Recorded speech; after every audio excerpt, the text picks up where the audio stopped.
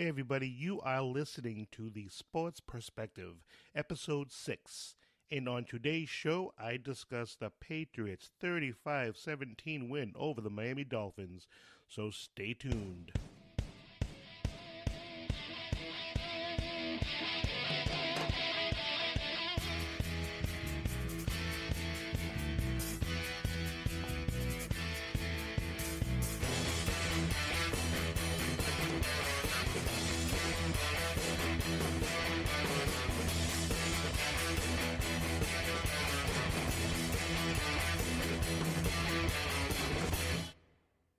Hey everybody, welcome to today's show. I am your host Roy, and we're going to jump into some news on the Patriots.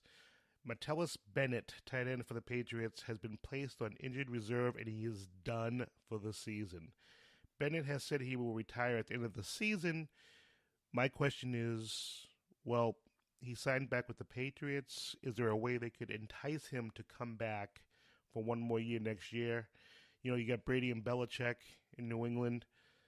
Maybe he comes back for one more year, and I don't know. Maybe they try to get another ring next year. I don't know, but we still got this year to go. But he's done for the year, unfortunately, and he will not be back. And I don't know if you guys heard on Monday Night Football the other night, and Michael Tomlin, he actually made comments about the Patriots, saying that he is already looking toward the Patriots game. So what's up with that? If I'm the Pittsburgh Steelers, I'd be a little bit ticked. You know, you have 3 games, I believe, before you get to the Patriots, or 2 games before you get to the Patriots. You would think you would be worrying about those next 2 opponents, because that game could actually decide the number 1 position for the conference. And whoever wins that game might be the team to go to the Super Bowl. So, if I'm Mike Tomlin, just shut your mouth and play football. Coach your team, get them ready for next week's game, and worry about the Patriots when the time comes. Now, I got some other bad news on the Patriots. Nate Ebner, the special teams player who got hurt carrying that fake punt on Sunday for the first down at the beginning of the game. I guess the rumor is he tore his ACL and he is done for the year. I don't know if you guys know who Nate Ebner is. He is a very good special team player. He plays a little safety for the Patriots, but he is very, very good on special teams. You know, I was talking to somebody today about how the Patriots, they have a lot of players who, they might not be the best players in the world, but they're good little players, and this person said that, who cares? He's just a backup, third stringer, blah, blah, blah.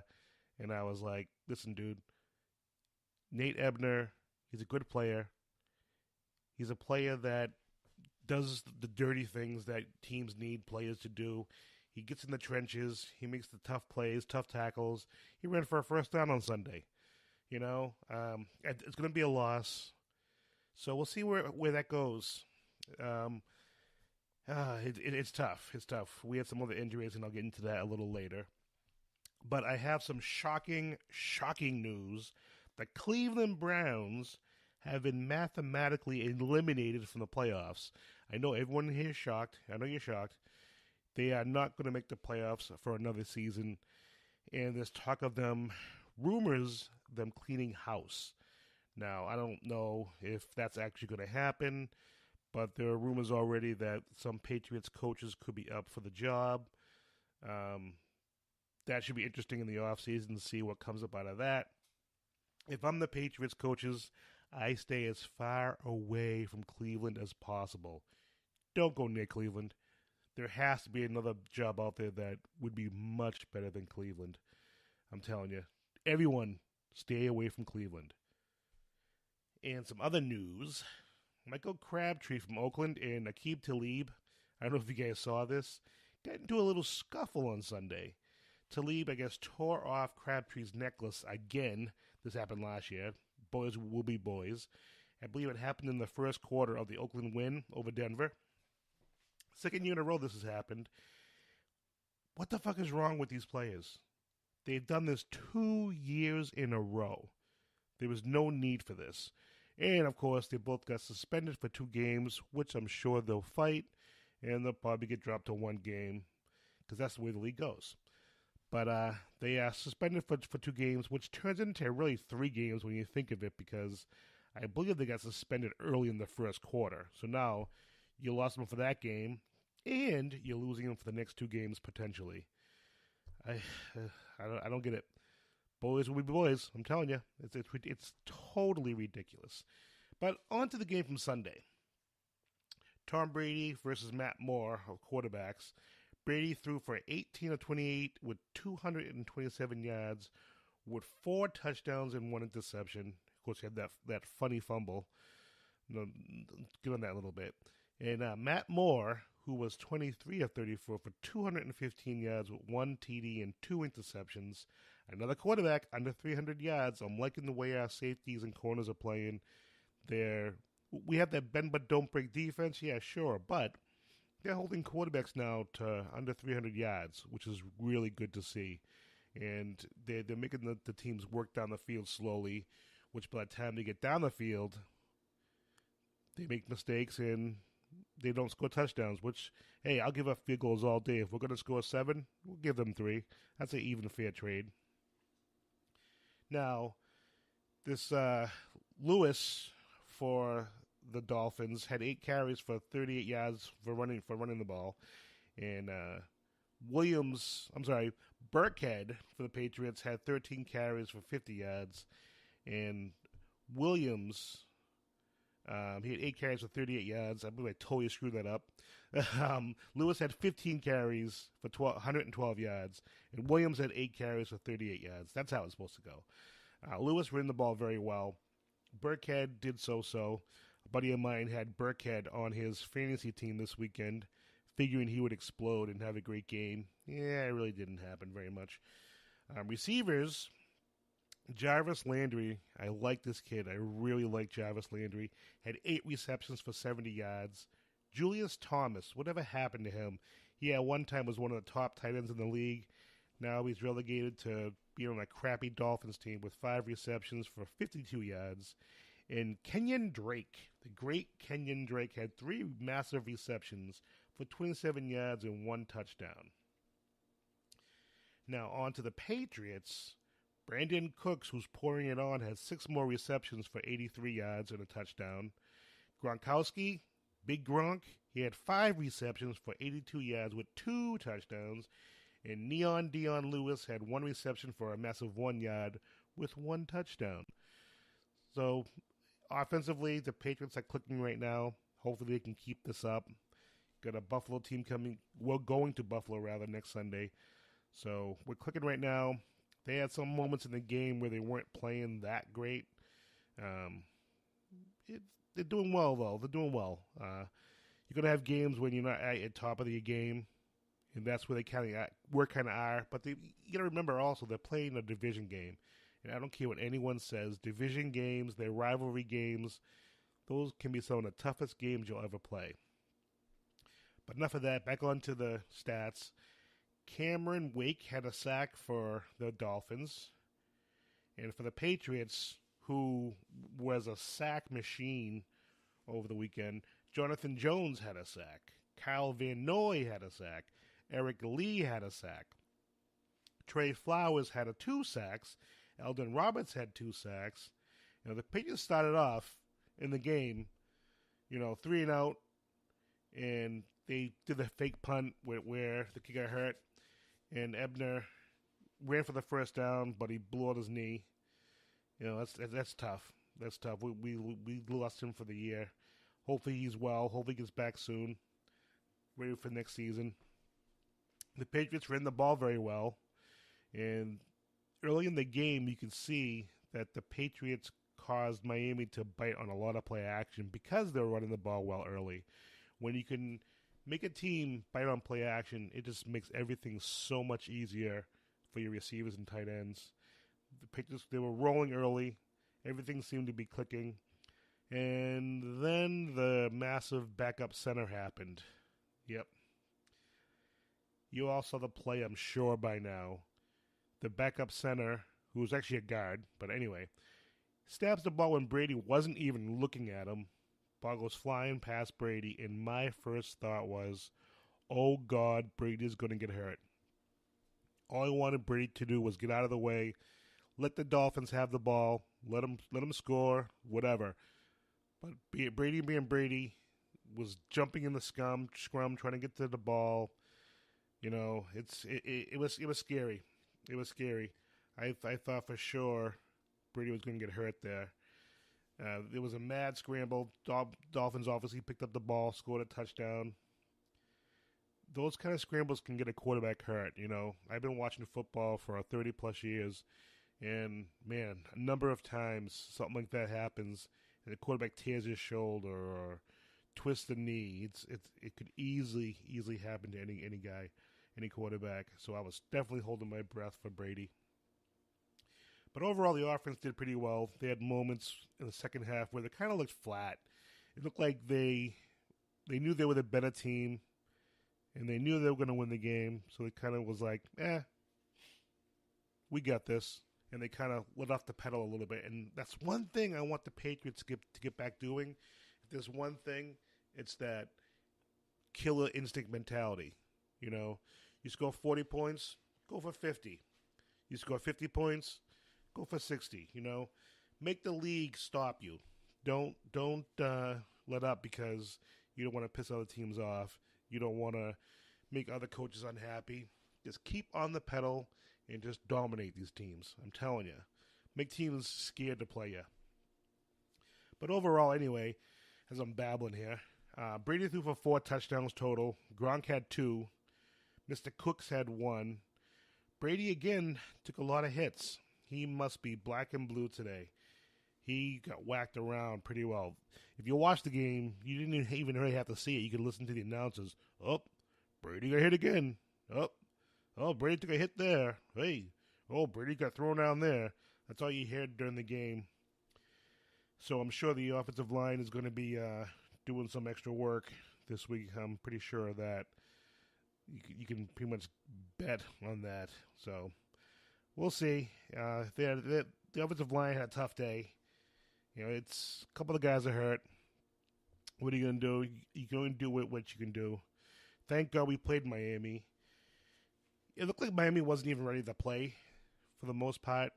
They looked overcoached, overmatched. You know, they were had stupid penalties, making stupid plays, and then you get a guy punching Edelman. You know, and I don't care if a player insults your family. Keep your composure, and you get that player back later in the game legally.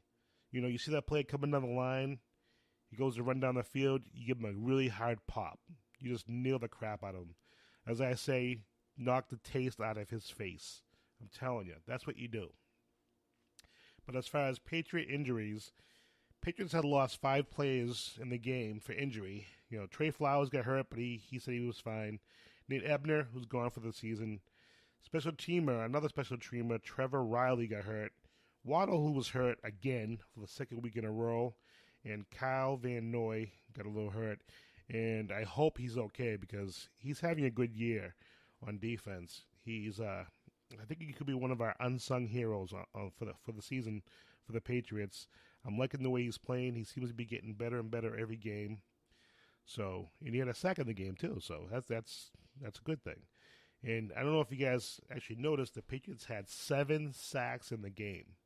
7 sacks. When was the last time the Patriots had the 7 sacks in a game? Patriots are becoming a sack machine. Buffalo better watch out. We might go for 10 sacks this game. And that's a good segue into our next game in Buffalo, New York. We are going to Buffalo, playing the mighty Buffalo Bills.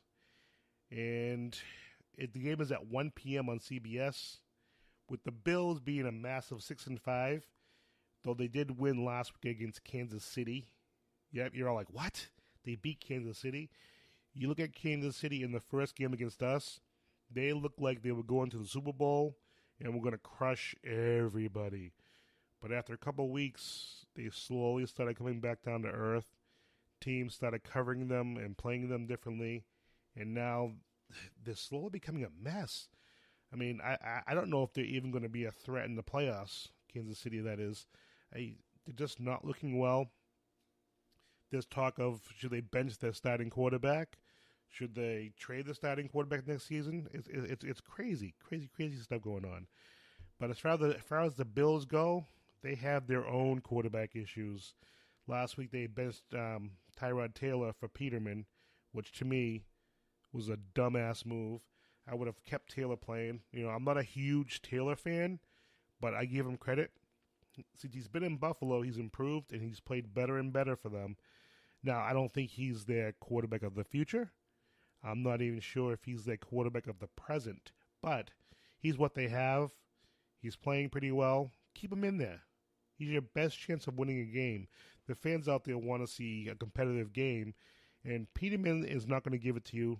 Taylor will. You know, has over 2,000 yards passing, I believe 2,025 yards actually. He also has 64% completing percentage with 12 touchdowns. You know, that's not horrible. He could have done a lot worse, you know. And for them to have a chance Sunday, they need Tyrod Taylor playing in the game. He has to start. There's no question about it. He's a dual threat. He can pass the ball. He can run the ball.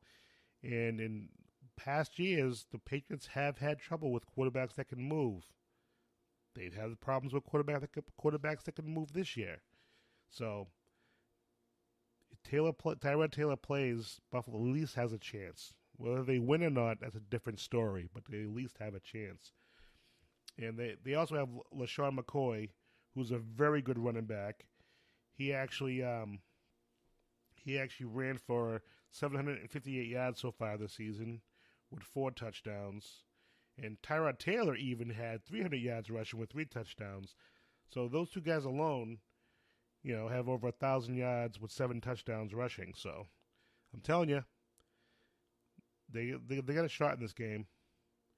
And as far as receiving, LaShawn McCoy, he's actually the leading receiver, which is the one alarming thing, I believe. He has 295 yards receiving with 1 touchdown. Now, the issue I have is, why would your running back be your number 1 receiver? What's up with that? I don't get that at all. If your running back's your number 1 receiver, either your game plan sucks or you need some wide receivers and or a quarterback. But either way, it's not right there right now, for sure. Charles Clay, pretty good tight end. He's the second leading receiver with 29 receptions for 358 yards and 2 touchdowns. I like Charles Clay. He's actually played well against the Patriots in past years when he was in Miami. So, and the Patriots have had trouble covering tight ends. So, he might have a big game against us. Who knows? And defensively, the Bills have 17 sacks. So here we go. Brady's going to have to have his head on a swivel. He's going to be looking all around. They got to get rid of the ball fast. Luckily, our offense is predicated on getting rid of the ball fast. And they have 12 interceptions. So while getting rid of the ball fast, Brady has to make sure the receivers know where they're supposed to be and throw it where they're supposed to be. Because if you don't, they can pick it off. And Buffalo has a pretty good defense. They're not a great defense, but they're pretty good with the 17 sacks, 12 interceptions. But if Buffalo's going to win, they're going to need to get in Brady's face. Miami got in Brady's face. They didn't win, obviously. But that could have been why they started recovering a little bit. Could have been why they made it into almost a game. Smacking Brady around. You know, I think that's the way the Buffalo Bills win this game. They smack Brady around. I think they should play extremely physical. And I think they should just pin their ears back and just go for Brady. Not illegally, obviously, but every chance you get, you tag Brady. I think that's the way the Buffalo Bills win this game. The only other way I see it happening is if the Patriots just fuck everything up and blow chunks. They could just come into the game and just totally suck. That's possible. The one good thing is about this game also is it's a division game. In division games, I'm telling you, you never know how they're going to go. You never know how they're going to go. Now, do I think the Patriots should win this game? Of course, they should win this game. Buffalo's struggling.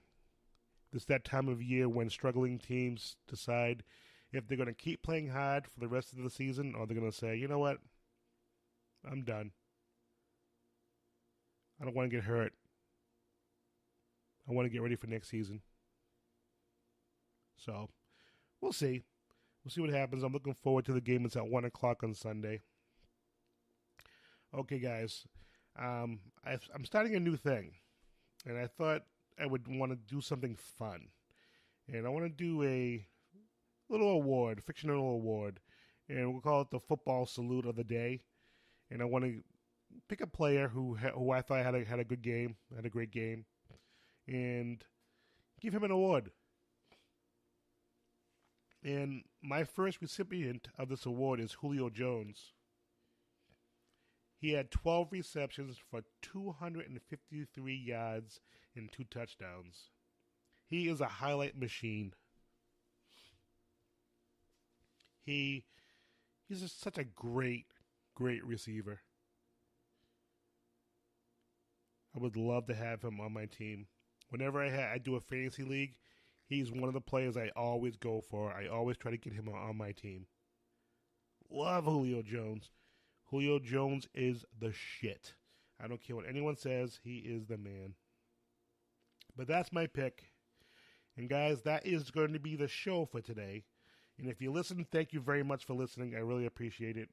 The Sports Perspective podcast comes out every Tuesday. Any questions, comments? I would love to hear from you guys. What do you think about the first recipient of this award? Let me know. Would you guys give it to somebody else? Do you guys think we should give it to somebody else? Or how do you want to do this in the future? Love to hear from you guys. Let me know. You can hit me up on Facebook at The Sports Perspective. You can get me on Twitter at Roy Brady Jr. and email at sportsperspective17@gmail.com. Thank you guys for listening. Have a good night and happy holiday season.